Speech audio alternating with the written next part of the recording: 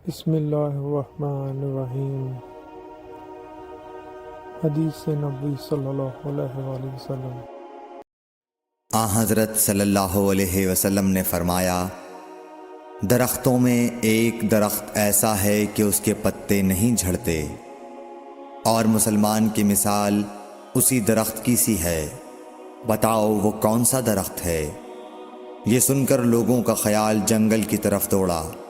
عبداللہ رضی اللہ تعالی عنہ نے کہا، میرے دل میں آیا کہ وہ کھجور کا درخت ہے، مگر میں اپنی کمسنی کی شرم سے نہ بولا۔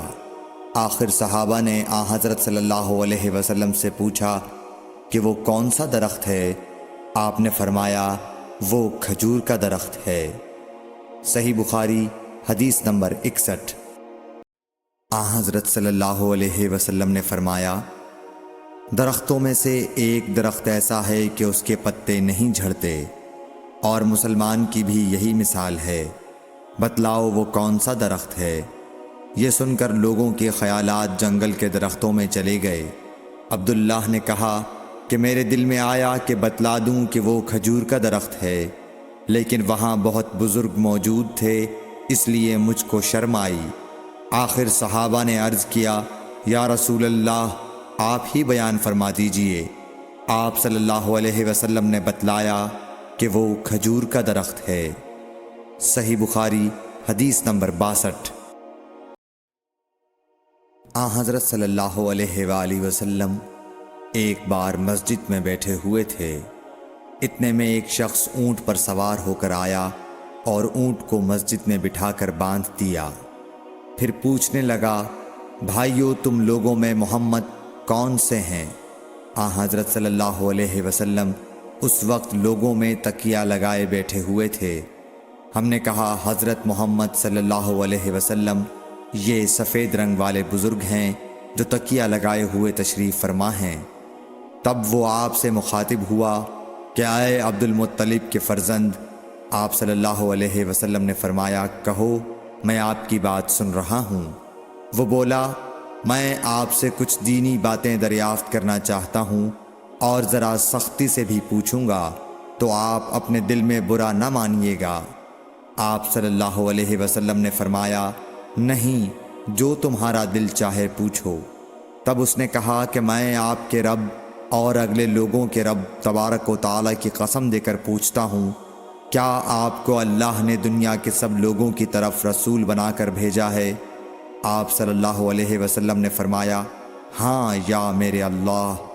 پھر اس نے کہا، میں آپ کو اللہ کی قسم دیتا ہوں، کیا اللہ نے آپ کو رات دن میں 5 نمازیں پڑھنے کا حکم فرمایا ہے؟ آپ صلی اللہ علیہ وسلم نے فرمایا، ہاں یا میرے اللہ۔ پھر کہنے لگا، میں آپ کو اللہ کی قسم دے کر پوچھتا ہوں کہ کیا اللہ نے آپ کو یہ حکم دیا ہے کہ سال بھر میں اس مہینے رمضان کے روزے رکھو؟ آپ صلی اللہ علیہ وسلم نے فرمایا، ہاں یا میرے اللہ۔ پھر کہنے لگا، میں آپ کو اللہ کی قسم دے کر پوچھتا ہوں کہ کیا اللہ نے آپ کو یہ حکم دیا ہے کہ آپ ہم میں سے جو مالدار لوگ ہیں ان سے زکوٰۃ وصول کر کے ہمارے محتاجوں میں بانٹ دیا کریں؟ حضرت صلی اللہ علیہ وسلم نے فرمایا، ہاں یا میرے اللہ۔ تب وہ شخص کہنے لگا، جو حکم آپ اللہ کے پاس سے لائے ہیں میں ان پر ایمان لایا، اور میں اپنی قوم کے لوگوں کا جو یہاں نہیں آئے ہیں بھیجا ہوا تحقیق حال کے لیے آیا ہوں۔ صحیح بخاری حدیث نمبر 63۔ رسول اللہ صلی اللہ علیہ وسلم نے ایک شخص کو اپنا ایک خط دے کر بھیجا اور اسے یہ حکم دیا کہ اسے حاکم بحرین کے پاس لے جائے۔ بحرین کے حاکم نے وہ خط کسریٰ شاہ ایران کے پاس بھیج دیا۔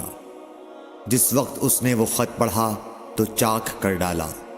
راوی کہتے ہیں، اور میرا خیال ہے کہ ابن مسیب نے اس کے بعد مجھ سے کہا کہ اس واقعے کو سن کر رسول اللہ صلی اللہ علیہ وسلم نے اہل ایران کے لیے بد دعا کی کہ وہ بھی چاک شدہ خط کی طرح ٹکڑے ٹکڑے ہو جائیں۔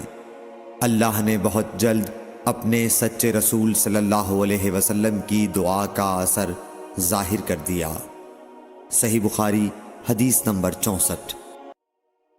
رسول اللہ صلی اللہ علیہ وسلم نے کسی بادشاہ کے نام دعوت اسلام دینے کے لیے ایک خط لکھا یا لکھنے کا ارادہ کیا تو آپ صلی اللہ علیہ وسلم سے کہا گیا کہ وہ بغیر مہر کے خط نہیں پڑھتے، یعنی بے مہر کے خط کو مستند نہیں سمجھتے۔ تب آپ صلی اللہ علیہ وسلم نے چاندی کی انگوٹھی بنوائی جس میں محمد الرسول اللہ کندہ تھا۔ صحیح بخاری حدیث نمبر 65۔ ایک مرتبہ رسول اللہ صلی اللہ علیہ وسلم مسجد میں تشریف فرما تھے اور لوگ آپ صلی اللہ علیہ وسلم کے ارد گرد بیٹھے ہوئے تھے کہ 3 آدمی وہاں آئے۔ ان میں سے 2 رسول اللہ صلی اللہ علیہ وسلم کے سامنے پہنچ گئے اور ایک واپس چلا گیا۔ پھر وہ دونوں رسول اللہ صلی اللہ علیہ وسلم کے سامنے کھڑے ہو گئے۔ اس کے بعد ان میں سے ایک نے جب مجلس میں ایک جگہ کچھ گنجائش دیکھی تو وہاں بیٹھ گیا، اور دوسرا اہل مجلس کے پیچھے بیٹھ گیا، اور تیسرا جو تھا وہ لوٹ گیا۔ تو جب رسول اللہ صلی اللہ علیہ وسلم اپنی گفتگو سے فارغ ہوئے تو صحابہ رضی اللہ عنہم سے فرمایا، کیا تمہیں 3 آدمیوں کے بارے میں نہ بتاؤں؟ تو سنو۔ ان میں سے ایک نے اللہ سے پناہ چاہی، اللہ نے اسے پناہ دی، اور دوسرے کو شرم آئی تو اللہ بھی اس سے شرمایا کہ اسے بھی بخش دیا، اور تیسرے شخص نے منہ موڑا، اللہ نے بھی اس سے منہ موڑ لیا۔ صحیح بخاری حدیث نمبر 66۔ رسول اللہ صلی اللہ علیہ وسلم اپنے اونٹ پر بیٹھے ہوئے تھے اور ایک شخص نے اس کی نکیل تھام رکھی تھی۔ آپ صلی اللہ علیہ وسلم نے پوچھا، آج یہ کون سا دن ہے؟ ہم خاموش رہے حتیٰ کہ ہم سمجھے کہ آج کے دن کا آپ کوئی دوسرا نام اس کے نام کے علاوہ تجویز فرمائیں گے۔ پھر آپ صلی اللہ علیہ وسلم نے فرمایا، کیا آج قربانی کا دن نہیں ہے؟ ہم نے عرض کیا، بے شک۔ اس کے بعد آپ صلی اللہ علیہ وسلم نے فرمایا، یہ کون سا مہینہ ہے؟ ہم اس پر بھی خاموش رہے اور یہی سمجھے کہ اس مہینے کا بھی آپ اس کے نام کے علاوہ کوئی دوسرا نام تجویز فرمائیں گے۔ پھر آپ صلی اللہ علیہ وسلم نے فرمایا، کیا یہ ذو الحجہ کا مہینہ نہیں ہے؟ ہم نے عرض کیا، بے شک۔ آپ صلی اللہ علیہ وسلم نے فرمایا، تو یقیناً تمہاری جانیں اور تمہارے مال اور تمہاری آبرو تمہارے درمیان اسی طرح حرام ہیں جس طرح آج کے دن کی حرمت تمہارے اس مہینے اور اس شہر میں ہے۔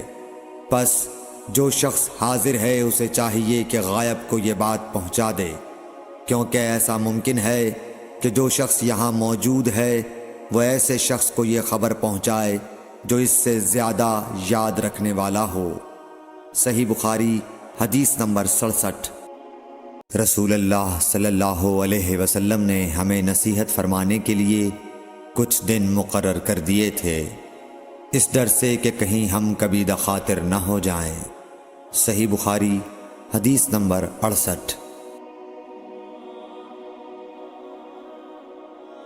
آپ صلی اللہ علیہ وآلہ وسلم نے فرمایا، آسانی کرو اور سختی نہ کرو، اور خوش کرو اور نفرت نہ دلاؤ۔